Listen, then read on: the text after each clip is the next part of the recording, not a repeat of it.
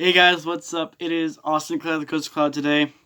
As you all know, I like doing my end of the year top 10 lists. And there's my brother. Wave to the camera. Say hello. Hi. Do not plug your channel, please. Do not. Not in this video. Hello. I didn't In a later one. Anywho, I got my top 10 favorite roller coasters.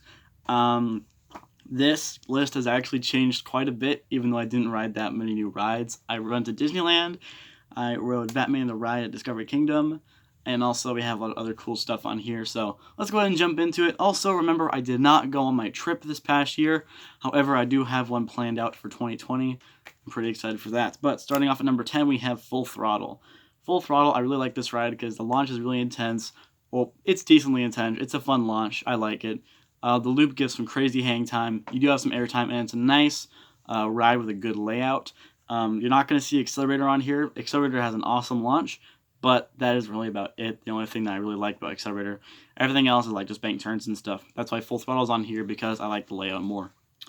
Number 9 is Joker. Joker is actually pretty low considering the amount of coasters I've ridden and the ones in California. Joker's a fun RMC, but recently it's kind of just been like a dead ride to me. Like, also the fact that I need a locker to go ride it, and the fact that it gets consistent lines of like an hour kind of turns me off of it. I don't really like that ride that much anymore, and I'm not willing to wait in an hour, like a 30-minute to an hour long line for Joker, even though it's a really good ride. It's just not something I'm willing to wait a while for. However, the layout is pretty good, and if you do get a good rain ride on it, it is awesome, and then I'd say it's worth it. But that's like the only circumstances where I'd really recommend waiting an hour for the ride. Number 8 is Tatsu. Yes, I have a B&M flyer ahead of an RMC. Don't judge me. This flyer is freaking awesome, okay? Back row, night ride, with those glowing wheels, you get pulled through everything. And it is just a nuts ride. That pretzel loop is insane, and that element really makes the ride for me. But another part is that I've never felt like a flying sensation like that in my entire life. So that being the only thing that really gives me that sensation is something that I love, and that alone is why it makes my number eight spot, because of that flying sensation. It's just so cool. And if you've never ridden a flying coaster, I highly recommend it. So much fun. Number 7 is Hang Time, the Gerstlauer Infinity Coaster at Knott's Berry Farm. I love this coaster. It is so much fun. I think it's super underrated. It is a really fun ride. You get some good airtime on it as well. And of course, hang time, like the name says. It is a short ride, and it does get really long waits, but if you have the means to marathon it, this ride is definitely one that I recommend to marathon. And it has gone down a few spots since last year. I think the main reason for that is because the second time I rode it, I got some headbanging on it.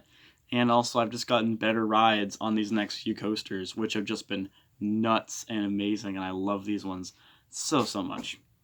Number 6 is Ghost Rider. They're literally like right there, top 2 of Knott's Berry Farm for me, Ghost Rider and Hang Time. Ghost Rider is a really awesome wooden coaster, built by CCI, retracked by GCI. Amazing ride. Being the number 6 spot, it has it has one of the longest layouts I've ever ridden in my life, so that's first. It's airtime filled, it's pretty intense, and the laterals are really good. The drop is also really fun, and I like how it's like a double out and back coaster, but it weaves in and out of itself, which is something that's really cool. And it makes me excited for like the out and back GCIs like Mystic Timbers, because those have like an out and back layout that goes through the forest, but this one goes through its own structure, which is really nice. The ride is super cool. It is the tallest wooden coaster I've ridden. Very awesome coaster. I cannot wait to ride it again, hopefully next year. Super excited. Super awesome coaster. Number 5, remaking the top 5, is Gold Striker. Recently, they did some, they retracked some spots on Gold Striker that made it kind of bumpy. And so before, I would put it at probably like 7 or 8, but it has rebroken the top 5 because this ride has really good airtime, really intense, really fast paced, and it is super it's way smoother than it was last year. And that's another reason why I love it so much, is because it genuinely feels a lot smoother. They redid the restraints on it, and so I think it's an awesome coaster, and I love Gold Striker. It opened on my birthday, so that's another thing that it has with me, is that Like, we both share a birthday, so I go to Great America on my birthday and ride a Gold Striker, and it's super fun ride. Also, the experience I've had on it with rain rides, riding with Lonely Thrills anti-staple insurance. One of the best things ever about that ride and about GCIs in general is the awesome airtime they get and how easy it is to not get stapled on them, which this is why GCI is one of my favorite manufacturers, hands down, one of my favorites. Number 4, this is going to disappoint some people.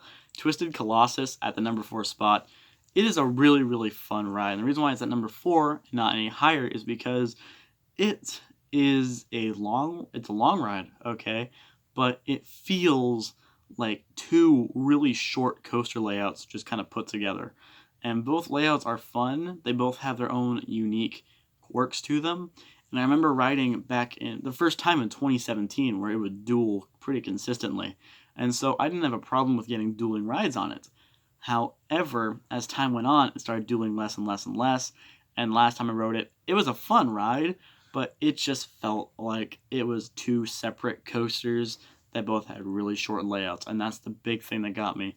Also, the airtime kind of isn't like, it's not super strong, and there's also not a lot of it. The reason why it's better than Joker for me is because Joker actually kind of hurts me a little bit, not gonna lie. Twisted Colossus, though, does not. It's a really fun coaster. And I know I'm ragging on a little bit here, but it's actually a really fun ride. It's awesome. And I'd highly recommend riding it in both front and the back row. Back row, super good for airtime. Both those drops are amazing. That's like my favorite part of this ride is we have 2. You get to go through that drop twice, and both drops are freaking fantastic. So, also the 0G stalls, the Top Gun stall is pretty sweet as well. But yeah, going to number 3, I'm definitely going to get hate for this. Oh my god. Number 3 is Batman the Ride at Six Flags Discovery Kingdom, the S&S 4D free spin, and let me tell you why. This ride is kind of like a mini X2 for me. I love this coaster. If you ride, we have a formula for it. If you want to know the formula, it's heavier person on the inside, and then ride facing the layout, not facing out, so you can dive into the twists.